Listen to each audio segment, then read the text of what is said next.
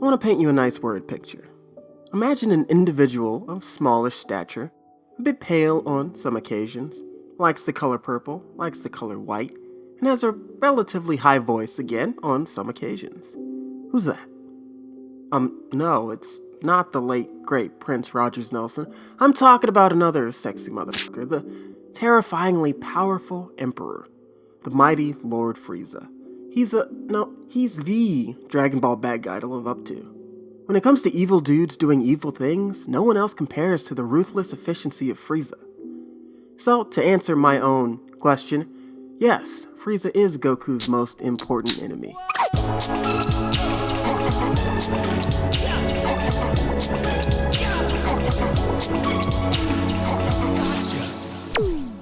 I want to talk about Frieza's relationship to Goku, and that begins with their history and Frieza's subjugation of the Saiyans. Lord Frieza was the recognized ruler of the universe. He wielded immense power to back up his claim to the throne, but rarely ever had to show any real force. Fear was his greatest weapon, and it was flanked by his diverse gallery of otherworldly fighters. Along with his great power, he boasted a great mind to boot, heading an enterprising business in planetary real estate. His enforcers in this venture were the Saiyans, a savage race of individuals with relatively low power. They were easily handled and herded, but they had a pride that even Frieza couldn't stomp out. There had to be a reason for their hope and confidence. While any member of Frieza's personal ranks could defeat your average Saiyan, their genes provided them a limitless potential that could get out of hand if left unchecked. If you add that to the relentless stories about legendary Super Saiyan this, legendary Super Saiyan that, there's no wonder Frieza made a meteor hit planet Vegeta, or something like that. Without even knowing it, Frieza had set the course for his inevitable meeting with the Saiyan Goku, and gave him even more ammo by eradicating his people. They met on Namek in grand fashion, with Frieza near his peak, and Goku back in action after yet another long-term hospitalization, his strength unrecognizable. It marked the beginning of Goku's ascent to astronomical power. It unlocked a new level, and at the same time, killed off something old. Because the end of the Namek saga was the death of adventure in Dragon Ball for a while.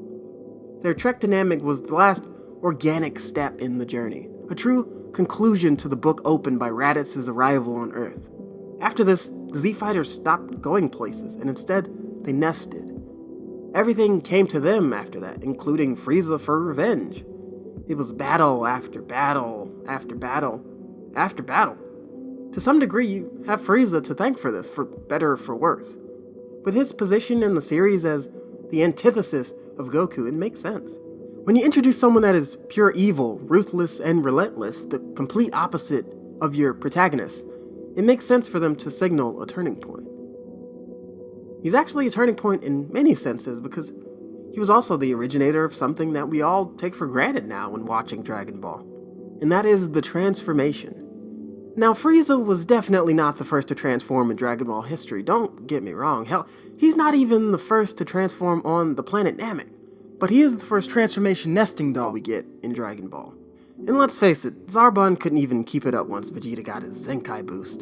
Frieza was able to control his true power by reverting to a more manageable form. And from there he powered up however much he needed to with different transformations, 3-4 times over. Hey, doesn't that sound familiar to what the show is and has become? I've been holding back. Prepare to witness true strength. Oh no, that wasn't my full potential. Get ready for my real power. It's the song and dance of Dragon Ball as we've come to love it. Frieza set that precedent, and it's pretty much Goku's signature move at this point. Honestly, Frieza didn't need to harness his full power until he made the grave error of murdering Krillin. Goku wasn't strong enough.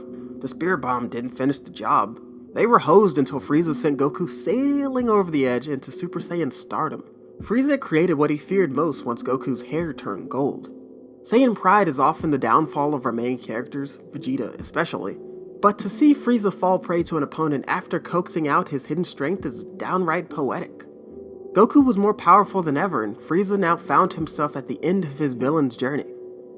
It's time for another turning point because we are at another. Frieza is the last enemy that Goku was unable to defeat from the jump. Let's take a look at the list, shall we? There are the androids, which were cake until Vegeta got his arm kicked in half. And where was Goku? Laid up once again, out of commission, Cell comes right after that and can barely beat Piccolo and Vegeta before he achieves perfection. Granted, that's after some hyperbolic / fusion shenanigans. He still had a rough time going for the most part.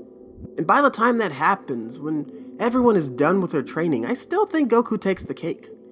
I need to do a little inferring here, but seeing as Goku wanted Gohan to become fully realized and, he essentially admits to believing that the world was for the new generation to save at the end of the Majin Buu saga, I think he was bluffing that he couldn't defeat Cell. And yeah, he probably could have beaten Majin Buu out of the gate if he went all out and wasn't patronizing my man Vegeta. His battle with Frieza and Namek was the last time there was ever any doubt of whether Goku would show up strong enough to save the day.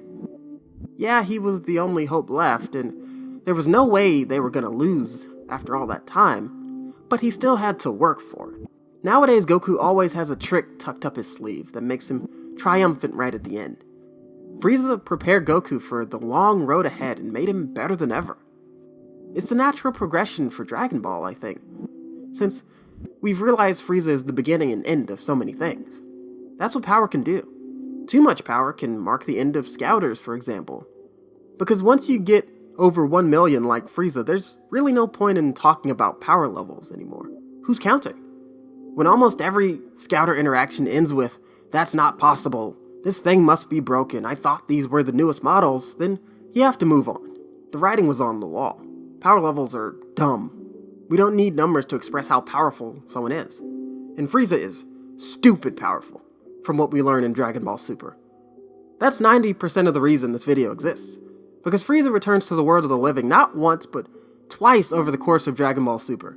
And a certain amigo of mine thinks the Z Fighters made a mistake when they brought Frieza on as the 10th fighter for Universe 7. Why pick Frieza when Cell was a more powerful enemy? I'll tell you why. Let me first reiterate that based on his power after his first resurrection, Frieza's actual potential is crazy stupid. Frieza had been gone for quite a while before he was resurrected by Sorbet, and at this point Goku had fought Cell, he fought Majin Buu, he fought a destroyer god. Almost on a whim, Frieza decided, I think I'll do something I'd never done before. I think I'll train a little bit and hone my skills. In the matter of months, Frieza had pretty much caught up to Super Saiyan God power level and achieved a shiny new golden form. It literally took Goku like 15 seasons of storytelling to achieve this power. That's a fucking rival right there. And once they're together in a non-kill each other manner, the aura is electrifying. Granted, it's all the blatant racism and hatred between them, but the interaction is fire. It's so fun because their new odd-couple relationship is entirely adversarial, but they can't kill each other. It finally happens years later, but Goku and Frieza became allies for at least a little bit. Of all the major bad guys Goku took down, Piccolo, Vegeta, Majin Buu, Frieza was the last one to never join the roster. Not until it was beneficial for him and gave him a new chance at life. Frieza's newly intertwined with the Z Fighters and can't be removed now. You can't kill him thrice.